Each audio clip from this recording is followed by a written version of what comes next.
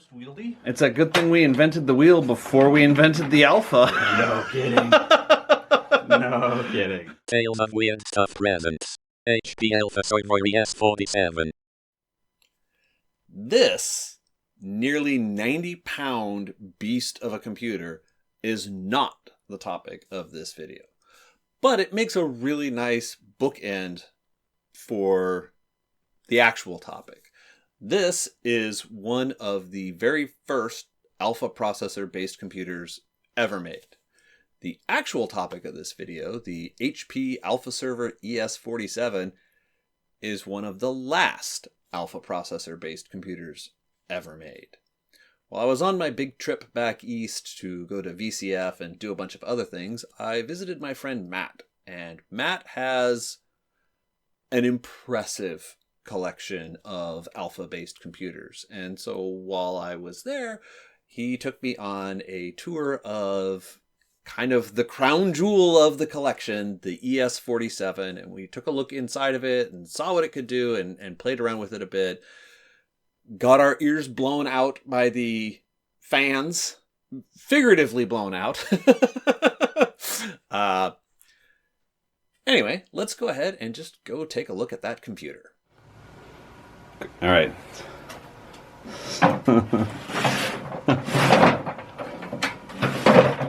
So how much do you think that weighs, this monster? I cannot lift it, but I can I can lift it and turn it over when it's on the floor. So I'm guessing that it's at least 100 pounds, 120 or 30 or something like that. Oh my gosh.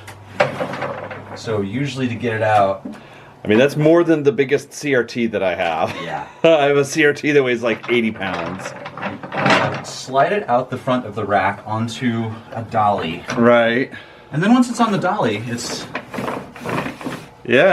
almost wieldy. It's a good thing we invented the wheel before we invented the Alpha. No kidding. No kidding. So, once you get the big boy out, you can access the innards. Right. So on this side we have... And there was that cable that was attached. Yes. This cable over here, that's... Yes. So this like is serial a console? regular DB9 serial. Okay. It attaches up here. You can see on the top there is some instructions about how you can link these systems together with a really thick hose cable. Okay. So there are two Alpha EV7s in here. You can link these such that there are 8 CPUs, and then there is a larger Alpha server, the GS1280, that can have up to 64. And it's... Oh my god. So they're NUMA then? Yeah. Okay. There are 3 full racks in that case, require 3-phase power. And oh my gosh. so this gives you just a little taste of what that must be like, because yeah, this is legitimately the loudest system I have ever seen. Okay. For many years it lived in Portland States. Right. Yeah, because I went and I helped you with it once there, and Yes. as loud as that server room was, you could tell when this machine was turned on and off. There were 6 racks of computers in there, Yeah. all running, and when you turn this guy on, you hear it. I mean, these fans are just ridiculous. Yeah, I know that they it might be this guy that I can take out, but let's see.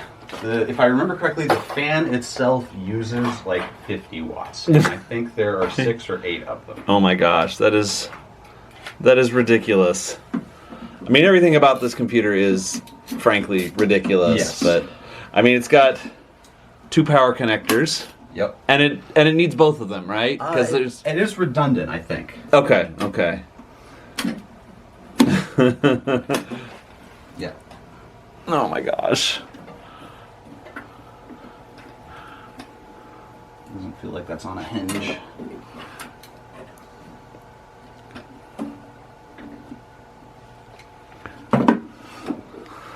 But there's some tape there, which makes me think that once upon a time was at a difficult time staying back in, but I don't understand how that would be.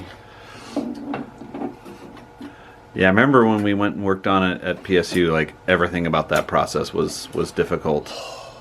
Yeah. And I remember when we got there and we told the dude, you know, what computer we were there to work on it, he was like, "Oh, you're the people with that thing." Yeah, he knew exactly, didn't he? Yeah. So we'll try that later, but Clearly, the infamy of this machine yeah, it was preceded kinda, us. People did not know what an AlphaServer was, except that it made a lot of noise. Yep, yep. And I'm really curious later on to see how much power this thing eats. We will kill all the watts. Very hungry boy. Uh-huh. With a voracious appetite. Yeah, so now I wonder if you can replace these with like Noctuas or something modern, but you said that they have a weird connector. Yeah, they have seven wires going to the fan. So I would have expected, you know, 12 volt ground sense and the PWM or something. Right. I don't know what 7 wires do. No, and we have a whoops. Let's get up and down mixed up on this. We have the cat visitor. No, and she's gone. As soon as I got the camera on her, she was like, "I'm out. Get away from me, you paparazzi." So since these are attached, I guess in production they would have been attached in, you know, groups of 2 or 4 or something. You can actually power them off, swap CPUs without taking down the operating system. So this would have been just before virtual machines really took off. So you can do crazy things like what are called hard partitions, where you can allocate a certain number of CPUs to you know, a partition of the system. So you could actually run OpenVMS and 364 on some of these at the same time. Wow. So this is the CPU board, and it is quite heavy. Like, I can instantly hear the strain in your voice of like, this is the CPU. Oh, shit. So it's got this ridiculous number of voltage regulator modules. There are, right here is a little board that has a 386EX CPU on it. Okay.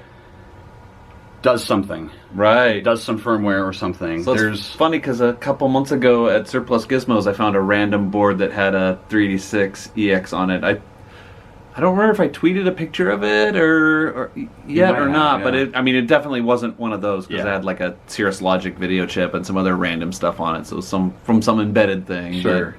But, yeah. And there's also a Xilinx FPGA on here, which, after having found a patent that explains the structure and design of these systems, I learned that it is actually responsible for splitting basically one serial console into multiple. So you can have a serial console that connects directly to each CPU. Okay. I guess for purposes of accessing the different operating systems. Right. If you've got those different hard partitions, yeah, that makes sense. So there are 2 CPUs in here. Okay. There are also, let me get a different screwdriver bit. There are a huge number of Rambus REMs. Right. Memory. This is the that's all these. only Alpha system, along with its siblings, that supported Rambus memory. And aggravatingly, they're kind of the only system that ever took Rambus memory in these capacities. They use either like 512 or 1 gig REMs. And they have to be ECC and registered. Right. So if you ever find these on eBay, they are just from this system. Right. So this guy has 20 REMs in it. They're 21 gigabyte REMs.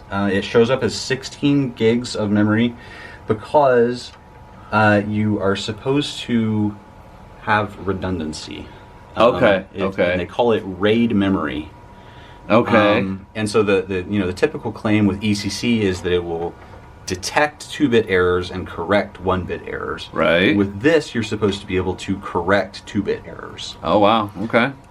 Whether or not that works, I don't know. I have never figured. They're very specifically labeled. Yeah. I found interesting. Yeah, so I can rotate that I think the around, yeah. first, so they have to be installed in groups of 4, and then there's an Right. optional 5th for the RAID memory.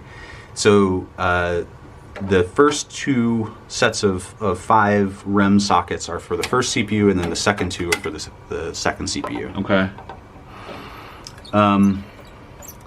I have never figured out if there is an explicit way to enable or disable the RAID memory. Okay. So, as far as I can tell, I'm probably just using extra power by having them installed. And that was one of the problems with RAM buses. It was notorious for using all the power. Those modules, I mean, these were the first kind of memory modules that they all, from day one, had heat spreaders and heat sinks on them no because kidding. they were so dang hot. Okay. Yeah, because it's basically, I'm trying to remember exactly how it works, but it's like it's a giant, the way it was explained to me is it's kind of like a giant shift register, so anytime you access it, it lights up a lot of it, you know, it engages a lot of the circuits of it. And then this... I debate, I remember the pain of taking off those heat sinks before, so I debate about asking you to delid them, but Well, I can actually show you some CPUs. Oh, that's right. You've got some loose ones. Okay, that seems better. Yeah. That seems better because I remember how much trouble we had getting those freaking heat sinks back on, Yeah. and that was not. Not the greatest day. Yeah. Because It was great failure, not great success. what we were trying to do is to upgrade the CPUs. There were, for this model system, there were 1 gigahertz and 1.15 gigahertz CPUs. And the system came with 1 gigahertz. I found on eBay faster CPUs for very cheap. I bought them, and we went to PSU to swap them. And in the process of doing that, we didn't get it to work, but we made a frustrating discovery, which is that the original CPUs that were already installed actually said 1150 megahertz on Yeah, them. that's right. They were already the faster ones. So that meant that there must be some way to control the frequency. And so then I spent far too much time trying to figure out exactly what the The magic method was for incantation doing was, that. yeah. And currently, I have learned what that is. Okay. They're But in spite of figuring that out, you still have not achieved great success. not complete success. So the system now runs at 1150 megahertz, but it has 1.3 gigahertz CPUs in it. Okay. And those were only commercially available in the large GS1280 system, which, you know, was typically like 3 racks. Right. The problem with that is that it actually requires faster memory. So the memory that's in this by default is PC 800, and the 1300 megahertz CPUs require PC 1066, Okay. which was only ever available in that exact system. Yeah. So- Well, the registered ECC version was only Yes. available in that exact system. Because if you go on eBay, you can find piles of, yeah. you know, that people used with Pentium 4 kind of, and even Pentium 4 Xeon, I think, kind of systems. But that's not. I mean, there's some. So I have seen some that is ECC but not registered. That's just it's almost Yeah. close, but no cigar. So on the other side of the machine, you have the PCI. Okay. This is actually kind of interesting because this has a... I don't remember how to do this. So now is this exactly. just 64-bit PCI, or is this actually PCI X? It's actually PCI X. Okay. So there Okay. are... Because I had a conversation. I didn't realize that there was.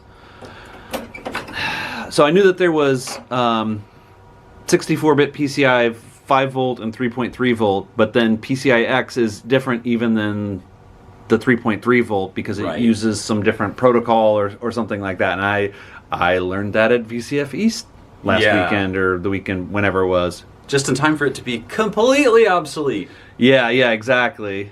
So this system has PCI-X, both 133 megahertz and I can't remember, maybe 66 or 100. Okay. There's this big custom ASIC that Right. connects into all of the I/O logic that provides PCI. Right. And the coolest thing is that it actually provides AGP4X Right. with 3.3 volt signaling. AGP Pro 4X. Yeah. And that carriage is big enough for the biggest of the big cards. Yeah, like, I you think can so. fit just darn near anything in there. So it comes with a Radeon 7500. Okay. One of So these is this days. yeah, so there's okay, so this is Compaq actually shipped a Radeon 7500 that had 256 megs. Yeah. And those are super rare. I've had an eBay search for a very long time for one of those. Every now and then they come up and someone wants a silly amount of money for it. Yeah. Or, Yeah, this one is not that. This one is, I don't remember. I think maybe 64. okay. I don't see a. Because I've got a 128 meg PCI. Okay. And I know I have some AGP but I don't remember what exactly they are. Oh, I like those locking Yeah, mechanisms. those are on actually slots. nice. And then what's this? Do you know what this little connector here is for? This giant bundle of... I do not. What does that connect to on the back? It's something up... It looks like Does it go up maybe underneath? something for grounding, I but don't see anything up under There's there, but I a can't bunch really of- see the camera screen. a bunch of signaling cables. I don't know. Yeah. So- All right. When I have completely free electricity, I would love to run this system in a different room and play Quake 3 on it or something. Yeah, With that would be... a, a That'd be nice, fun. Nice CPU. So to that end, Oh, and then I- there's that serial console connector that I couldn't see very well on the camera from the other angle. oh yeah. So there's the serial console, 2 USB, which are typically used for keyboard, mouse, and Okay. then that one is the server management LAN, which I can tell you about more in a little bit because Okay. it was quite confusing to figure out. All right. So, because I had some stupid plan of putting a faster graphics card in here, and most faster graphics cards require a power connector, Mm-hmm. I needed to figure out a way to get power to this bay. Okay. So I found out that there's basically a tiny little hole that is probably just, Oh, I think I see this. Oops. tolerance requirements. Yeah. Were not super tight. So I managed to get a 4-pin power connector. I had to pull the pins out of the connector itself and fish them through one by one. Okay. So one day I will hopefully be able to, put a Right. nicer GPU in there. Yeah, I mean, at least there were a bunch of. So I know they did up to like R500s in AGP. Did they do? Yeah. Did they go past that? I'm Yeah. trying to remember. The fastest is R700. It's a Okay. R4670, and I have an R4650. So Okay. it's like almost the same. So those would have been. That was when they went to the like X10K kind of. But it's actually like an. I'm trying to remember. Yeah, it's been a long time since I've worked on those drivers. 4650 HD, I think. is Okay. the Oh model yeah, I yeah, have. yeah. Okay, yeah. I have. So here's one of these fans, and Okay. it's a little hard to read with the shroud, but it says, well, this one is actually not one of the super power ones because it's only 12 volts, 0.7 amps. 0.7 amps, so like 8.6 And it's watts. got. So this one only has 4 pins. So that one has a reasonable power connector on it. Okay. Well, I mean, is that? Yeah. It has a reasonable number of pins. Yeah, fair. Maybe wouldn't go so far as to say reasonable power connector. Some of the others are crazy. Yeah. I'll try to get one of those out. Yeah. One of the kind of nice things about the system is that all the screws are captive. Yeah. Yes. I do like that about a lot of these, higher end server and high end workstation machines from back in the day. Is that the screws are captive, and that is super convenient. It is very aggravating when you take apart a computer and you put it back together and you have parts left over.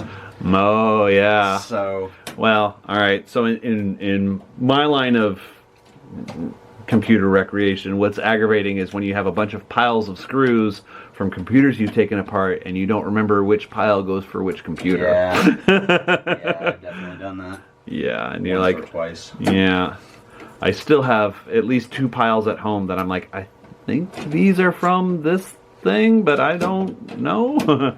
I have since used, I have a lot of like pill bottles, and I put blue tape on those and label them and put all the screws in that. And That is a good idea. yes. Yes. That is a very good idea. Yeah, I usually, when I like clean up my desk, I remember all of these little piles of screws and putting them there thinking, I'm just going to have these out for a day or two. Yeah. I'll know what they go to. Yep. I never know what they go to. Yep. Oh, yeah. Well, and for me, it's like, well, I'm doing a video about this. Of course, I'm going to, like, finish fixing it while I'm doing this video and Right. stuff. Yeah. Nope. Yeah. Not so much. Hopefully I'll be able, when I get back to working on those AT&T PC6300s that I have, because I have 2 of them that are completely ripped apart, I'll be able to find the screws and, yeah, because I know that that's at least one of the piles. So I may need your help to get this back onto the dolly. But let's Okay. see if we can do it. No, the dolly wants to get away. All right, well, it's kind of captive against the wall, and there's this nice handle back here, so I can, There we go. there. All right. Once it's on the dolly, then you can hopefully easily turn it over. Right. And I've got this this rack, Right. but you'll notice that the rails for the system are not. Yeah, I not noticed screwed in the front. it does seem a little bit janky. And so I can't remember. I think the depth of the rack is 36 inches. These are, specific rails for this system. Mm-hmm. Apparently, racks back in 2004 were also custom for this system. Oh, geez. Well, there was a couple different rack sizes, because it seems like back when I was working at Sequent, it seems like the quads were like this kind of. I mean, they were enormous. Okay. And they did similar kinds of things. If you had this fire hose that you could use to connect multiple machines and create these giant NUMA configurations out of them. Let's see, my screwdriver might be too big to. No, I can do that. Okay. So these are the ports for connecting to other systems and building a larger sort of network. The cables are not expensive. You can typically find them on eBay. The systems are actually not super expensive. The problem is that powering them for 6 months is much more expensive than the system. Yeah. Yeah. So that is why I have not been interested in getting another. Right. Well, and you could hard partition it and have 4. You could have a LAN party in On one machine. Yeah. Yeah, I mean, you could probably do that anyway. And there were actually, I guess this port here is the I/O port. So this is actually for connecting to a rack-mounted PCI cage. Oh, okay, okay. And Yeah, I was wondering because it didn't seem like that had very much expansion and like how, because usually these kinds of machines you would hook up to hundreds of drives and Right. stuff, and I was kind of wondering about that. So interesting thing about the PCI, the external PCI box that you can get, it actually has an AGP in it. So that means that in theory, with the GS1280, you could have 64 AGP slots in one system. So I don't know if anyone has ever done that, but if anyone had, if anyone had, it would be Adam Jackson, because he was working on. I mean, SGI had a similar thing where you could have some kind of multiple AGPs in a single system, and I remember he was working on stuff in Radeon drivers, I think, a billion years ago, to try to support that. All right, so on the front of the machine, you have the power supplies, which are, you know, redundant and I guess hot swap. I've never tried to hot swap them. Right. There's also a little interface that you can use to power the system on, turn it off, whatever. Behind it, you have the two SCSI drives. Okay. And a CD-ROM drive. Okay. So what I will do now is... Well, let's pause for a second because I think my camera is gonna derp out here in a minute. So I'm gonna stop the video and then we'll restart it again. So there'll probably be a weird cut because my camera... All right. So we've got the laptop attached to a serial console. Actually physically connected to a different system, but we're SSH'd in. So I have this machine on its own circuit. Because it needs to be. Well, it's actually not on its own circuit. It will be after the electricians finally decide to show up. It's on its own power strip now, attached to a kilowatt, so that we can see the damage. Yeah, which is a little bit off camera that way. I'll pan over there when the time is right. So the system, I'll just go ahead and give it electricity. It boots up into a VxWorks console. Okay. They basically have implemented the alpha firmware on top of VxWorks, and the VxWorks operating system is the thing that handles all of the management LAN and the connections between these systems. And is that running on the 386, do you think? I believe that is right. Okay. I believe that is right. And you can see it's starting to do some things here. And so as soon as it gets power, you hear that it has turned on. The fans begin quietly spinning. Mm-hmm. But as soon as it loads the operating system, right, you will know. Right. There will be no... Yeah. It isn't like some computers where, you get a black screen and you're like, well, is it on? Is anything happening? Like, no, this, you hear the leaf blower. Thankfully, you don't have to carry this one on your back. Yeah. I feel like you would be prematurely decrepit with all kinds of back problems. For sure. I was glad that when you moved over to this side that y'all had already loaded this into the...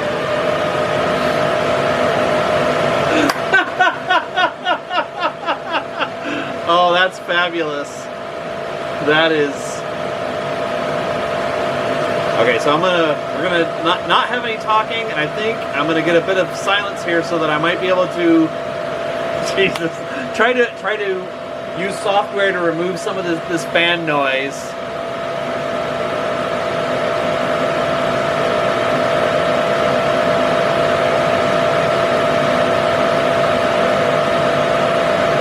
Hopefully that was long enough. Hopefully I will be able to remove some of that noise, because that is, yeah, that's ridiculous.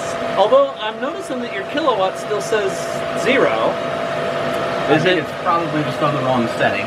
Okay, all right, we have to adjust that. That's watts. All right, so it says, I'm not going to pan it over there yet, but it says 714, 715.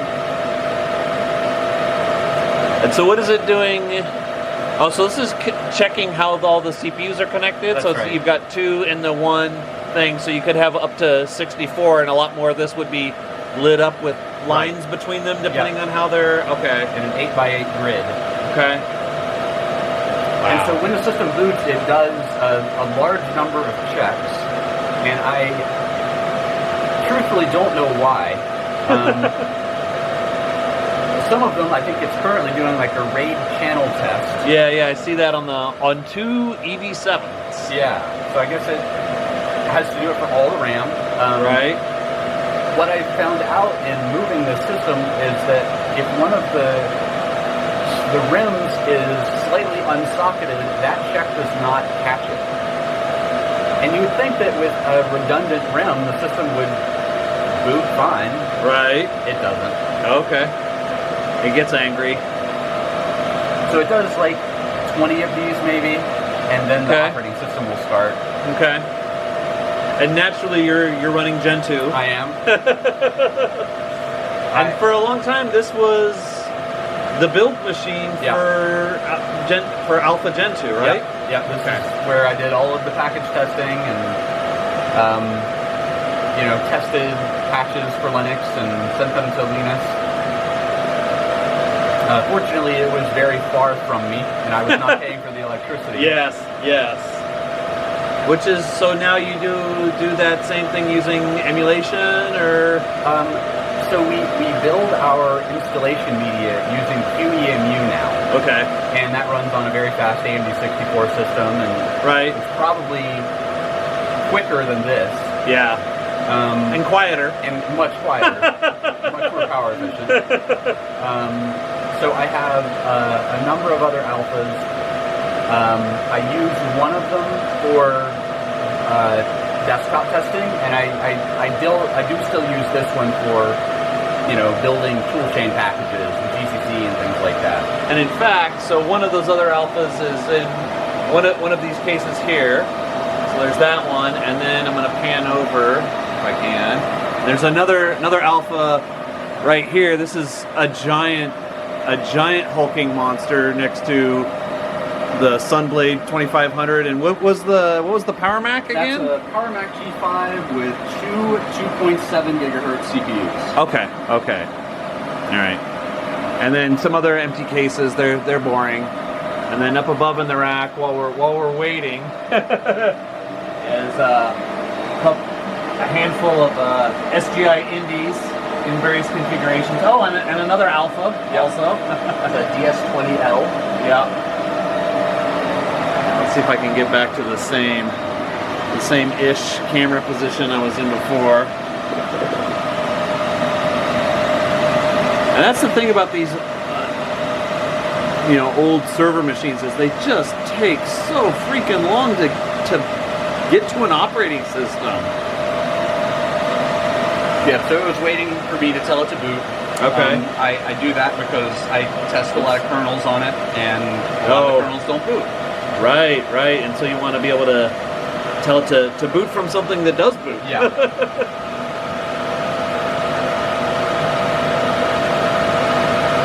And I feel like even noise-canceling headphones would not make a dent in that. Doesn't touch it. Does not touch it. The noise-canceling headphones are like, what? I can't hear you. You want me to do what now? You can actually tell that this system is on when you're upstairs.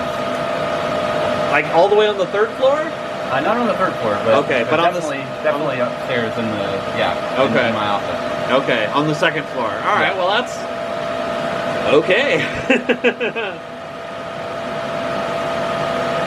Okay, so now this is Linux starting, right? Okay. Yeah, this is running system D. Okay. So it's so long since I've had a system that actually boots like this. All right. Yeah. So it has booted. Okay. So we got to have the obligatory proc mem info and proc CPU info. Yeah. On all the SGI systems at VCF, I went through and ran hinv on all of them. I hit my caps lock as I typed the password. Oh, okay. Well, we'll use that as an opportunity to. I'm actually surprised that I don't know if that's coming through very well on the screen on the camera, but so it says it kind of seems to go between around 715-ish, and I saw it bump up to 727. So we'll have to do it, like kick off a kernel build and see how much that. So yeah, nice EV7s. So it's only showing one of them? It doesn't print an entry for each CPU like on x86. Okay. It just tells you how many there are. Oh, okay. All right. And I had noticed that, so when I was at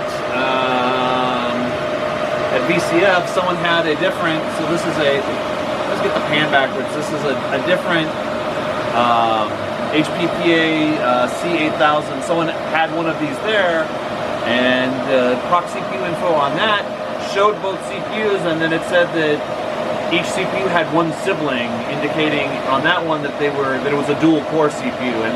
And your C8000 you said is dual core and dual package. Yeah. So you've got four CPUs. Okay. Yeah. All right. But that's for another episode someday. So just going to make clean. I don't actually know that the power consumption changes under load. I don't think there was any power management implemented at the time. So. All right. It's just all fire hose all the time. Yep. All right. And it is not quick with kernel builds. You can cross-compile a kernel on this Intel laptop for that system probably 5 times. All right, it got done make cleaning. So what would be interesting is now that Mesa is multi-threaded, is running games or whatever on this, on both the CPUs, on that, I guess the camera isn't pointing right, on whatever the fastest graphics card we could stuff in there is, and see what it could do.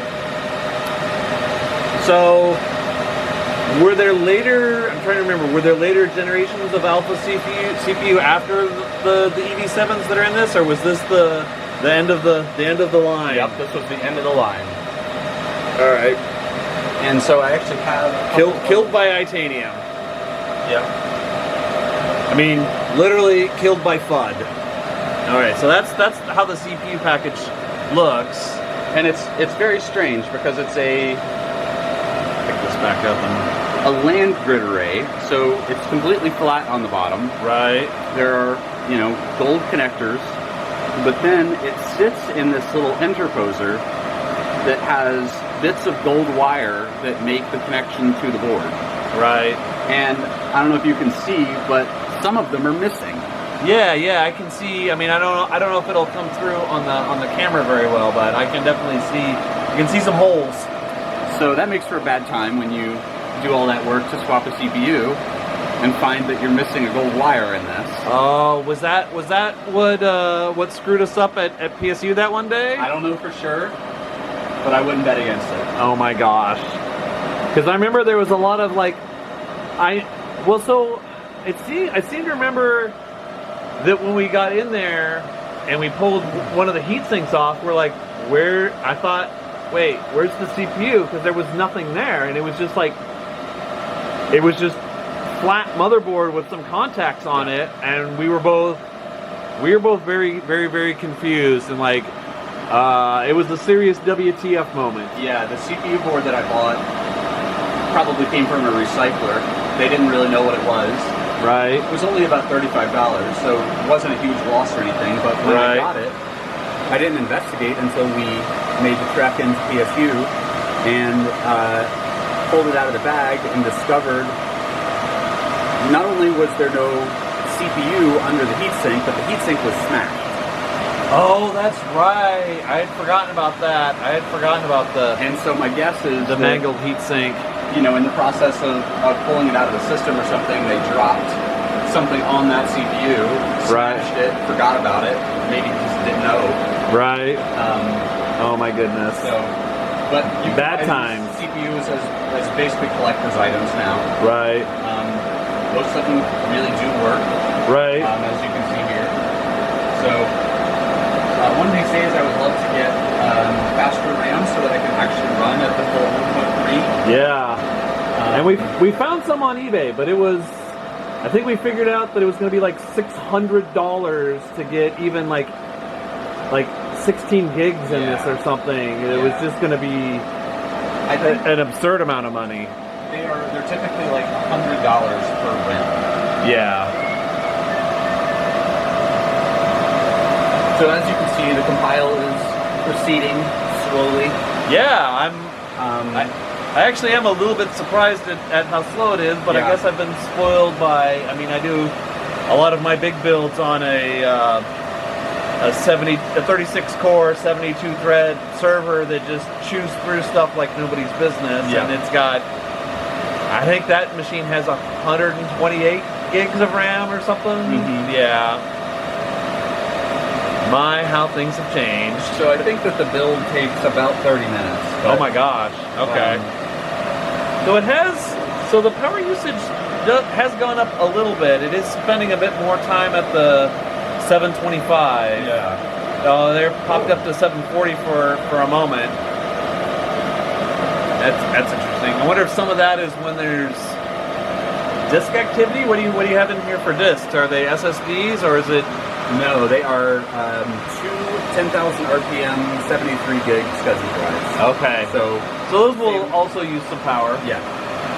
So same vintage as the system, I believe. So now what would be interesting, I think, is there are a very, very few PCI X, or at least 64-bit PCI SATA controllers. So you could, I mean, maybe not boot off of them, Right. but you could have SATA and SSDs in there for. I can't say this with a straight face for real work. Yeah, real work. Some definition of real and work. Yeah. Yeah. So there's one other thing I'd like to show you, which is And it's also weird because usually those kind of 10K RPM SCSI drives are loud, and you can tell when they spin up. I as far as I could have known, you had SSDs in here because I heard nothing. Like the noise of 10K RPM SCSI drives is drowned out by leaf blowers. Yep. And That's outstanding. I mean, it's awful, but it's yeah. I've spent some time running strings on the firmware files. Oh right, yeah. You were telling me about this. And there appears to be some ability to control the fan speed. Oh, okay. And so, as I have time, I want to figure out how to do that. So Yeah. I can shut this thing up. Yeah. Quiet, please. Like I said, some of the fans use 50 watts. Yeah. And so that, it's never going to be a power efficient system. But if you could reduce the power consumption a little bit. Yeah. I I mean, by like 50 or 100 watts. and just make less noise. Because you were saying there's 8 giant fans in this? I think so. Oh my goodness. And That is just absurd. when I first got the system, it was delivered by UPS. The UPS driver brought the system on a hand truck to our front step, and he knocked on the door. He was just supposed to leave it, but he knocked on the door and said, "I just have to ask, what is in this?" and I laughed and said, "It's a computer." And he said, "No, it's not. What's really in here?" And he would not believe me. That's awesome.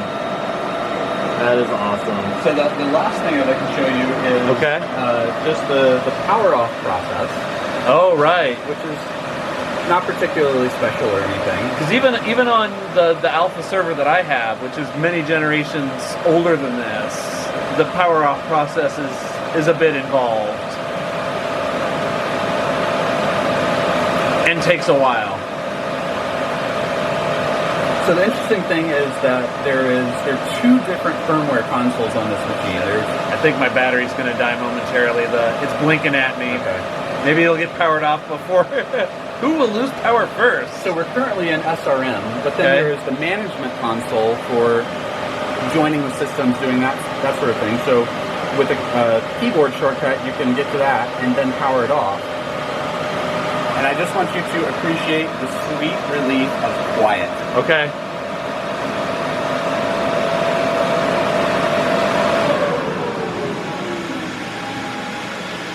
Oh, I think my ears are ringing. Jeez. And so with it, the operating system off, the remaining fans are using 50 watts or something. All right. So. Oh my goodness. All right. Well, I think I'm going to end it there before my battery actually dies. Thank you very much. Whoops, I always get the pan backwards on this. Thank you very much, Matt. And all right, we'll call it good there. I have to admit, that is a pretty freaking cool computer. Matt has a bunch of projects that he would like to do with that system, and I am fully supportive of all those projects. I think it would be very neat to put it through its paces and see what it can really do. I'm trying to convince Matt to bring his considerable collection of Alpha computers up to VCF East next year to have a table in the expo hall to show off a bunch of stuff, and maybe I'll bring some of my toys too. It's kind of a long way for both of us to drag massively heavy computers, but we'll see what happens. In the meantime, this computer is going to make at least a couple appearances on the channel in the very near future, hopefully. I would like to play with it and see what's inside of it and just do stuff with it. If you have enjoyed this video, please click the like button. If you're interested in seeing any of that future content, please click the subscribe button. And until next time, try to remember the good stuff.